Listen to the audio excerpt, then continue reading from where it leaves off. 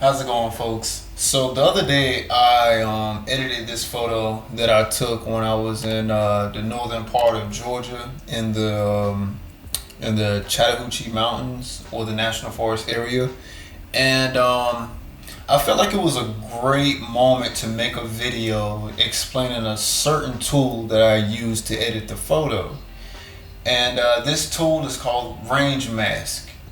And basically, Range Mask allows you to edit a certain part of your photo without, without affecting another part of your photo. So basically, let me put it like this. So let's say I want to edit just the sky itself. I can do that without having to edit, any type of any part of the foreground or the midground, anything like that. And I know most of you are saying, well, can't you just use the adjustment brushes to do that? Yes, you can, but the thing is, when you're just using the adjustment brushes themselves, let's put it like this.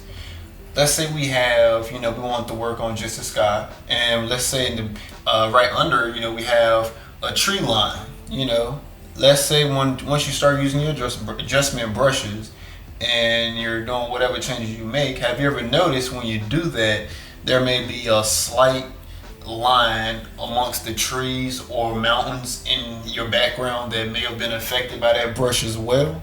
Now, the thing with that is, when you do range mask, it makes that process a whole lot easier. You're not having to be so precise with where your adjustment brush is placed.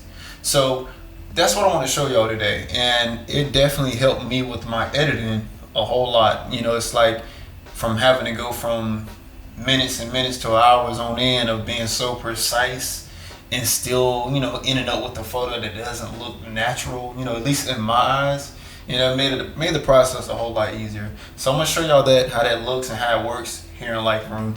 So basically, this is the photo that that I was referring to, and basically, this is what I'm gonna start out with.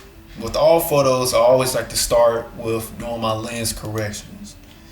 And again, this just, this removes chromatic aberrations, and, with that, and then you also have enable profile corrections, which corrects, any type of vignetting or any type of distortions that your lens may create. So as you already noticed, once I click that, as you see at the bottom, there's a whole change there, shadows, and along with the barrier distortion that it also fixes. So anyway, I like to start with that. So now that I have that done, with this photo, I wasn't going to mess with transform, but I'll do it for the heck of it just to see what I get. I kind of like how it is already, but let me see what Lightroom thinks. Okay, so slight change. I think I'll let Lightroom do its thing this time. So, all right. So, like I said, I always like to start with lens corrections, transform. So next up, let me jump right into range mask, and let me clear out my settings here. And side note, if you double click effect in Lightroom under any adjustment brushes, that deletes any previous effects you may have been using. So yeah, just a little, like I said, a little side note. So double click that, it'll clear anything. So next, what we're gonna want to do is grab our brush, and I like to just go ahead on and paint over my images. So let me do that real quick.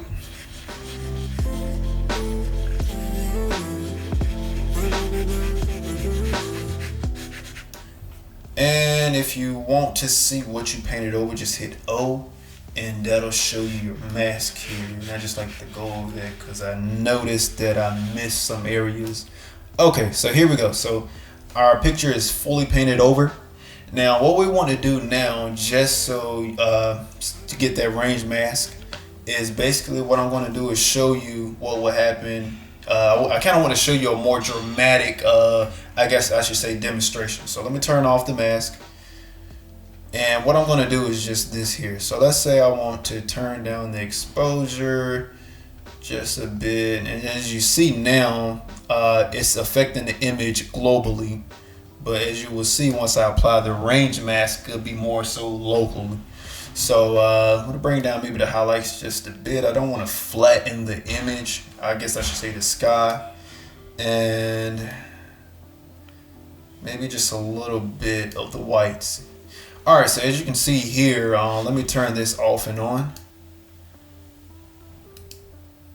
So this is before my correction, well not corrections, my adjustments, and now this is after.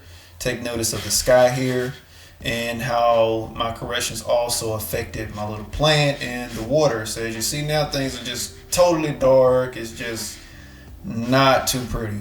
So what we're going to do now, so if you look at the bottom of your dialog box, you'll see range and mask, and it'll be off by default. You want to click the arrows beside it or just click off, and you'll be listed with these two options, color and luminance. Now color, basically what the color range mask does is allows you to adjust a color, it's a certain color more precisely. I don't really use the color range mask. I typically only use luminance. So we're going to click on luminance for the sake of this tutorial video. And next what you're going to see is this range and smoothness. I normally leave smoothness where it is. You may be different. You may want to tinker around with it, but I'm going to leave it as it is. So as you see, you have the left and right bar on your range mask. Now a quick little trick, sorry, I said trip. We're not taking a trip. Trick. So a quick little trick. If you hold down your Alt key and drag, you'll notice where you're affecting. You know what part of the image you're affecting. But before we get into that, let me explain this. Typically, when you're at least from my experiences, when you're trying to control parts of the sky with the luminance range mask, you're going to be dealing with the left side of your range here. If you're trying to affect something more so like your foreground, midground area, you're going to be dealing with the right side of your range mask. So like I said, I'm working on the sky here, so I'm going to be working with the left side. So you want to hold down your Alt key and drag, and as you'll notice, anything that gets darker will not be affected, as anything where on the other hand, whatever is still kind of light or white will be affected by my range mask. So let me see here. I'm trying to find a good center point for what I like. I think let me start with that first, just to show y'all. So as you see already, let me turn this off and on. As you see already, before, if you notice, the adjustment I made was, like I said, over the whole image. And basically what the range mask does is it makes it so you're only affecting one part of the image you want to control. Let me turn this off again. So this is the raw, the raw photo. So you notice the sky, right? Once I applied my range mask and focused on the sky, I broke down my exposure, my highlights, and my whites. So let me turn that back on, and you'll notice there's more detail appearing in the sky, as you can see here. So that's the beauty of range mask. You're not having to deal with going back and forth with adjustment brushes.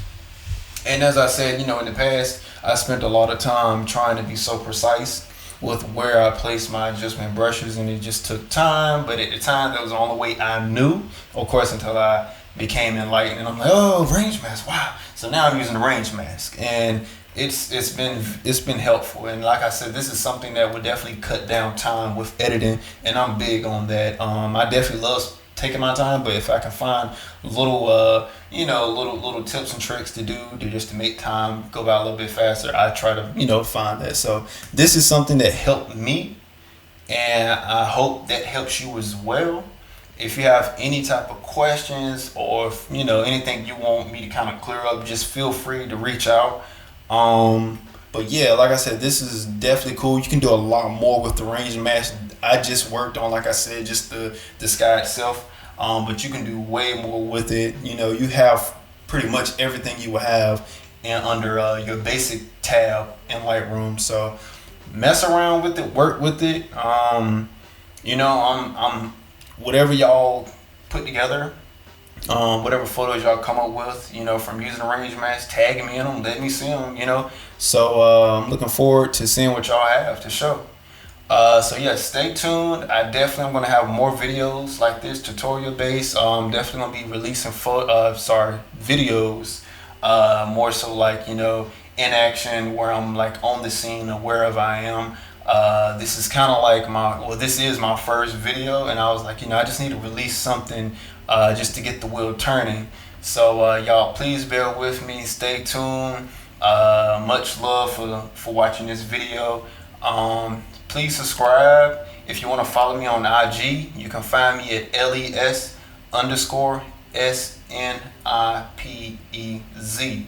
And I'll put that below in the video. It'll pop up somewhere magically, whooshing or something. I don't know. So yeah, y'all stay tuned. And yeah, y'all take care. Appreciate you for watching. Like, subscribe, share. Man, y'all be easy. I'll catch y'all next time in the next video.